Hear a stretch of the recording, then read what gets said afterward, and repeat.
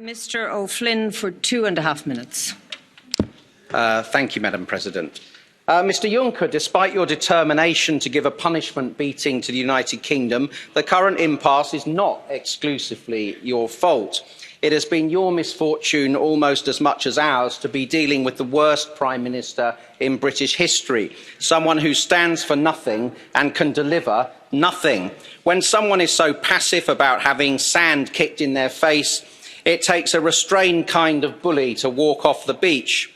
And we know from its dealings with Greece and others that the Commission is not a restrained kind of bully. But you would be making a terrible mistake to assume that Mrs May is representative of the British people.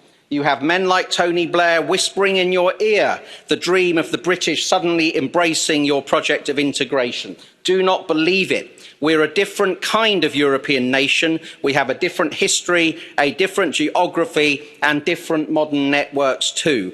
You should ask why Blair, in his pomp, could not risk a referendum on Euro membership. You should ask why Brown could not risk a referendum on the Lisbon Treaty. And you should ask why Cameron, when he was forced to hold a referendum on membership, lost it to the greatest number of British people ever to vote for anything. And finally, you should ask yourselves why, after being threatened with no food, no water, no medicines and no jobs, the latest polls show that more British people wish to leave the EU with no deal next Friday than to remain.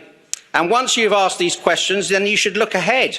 You should imagine how Mrs May's successor would seek to rebuild shattered Tory support before the next general election, if we have not left. He or she will be leading a party whose potential support is overwhelmingly formed of Leave voters. And do not expect consistency from the Conservatives, by the way. The tooting popular Marxist front will not last. Instead, the answer is obvious. Guy Verhofstadt is right. The successor will seek to rebuild support by making your lives a misery, through vetoes and political sabotage, by rejecting every proposed development of your project.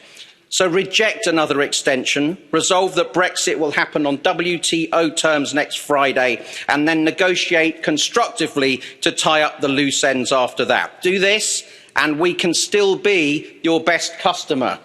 But lock us in, and we will be your worst nightmare.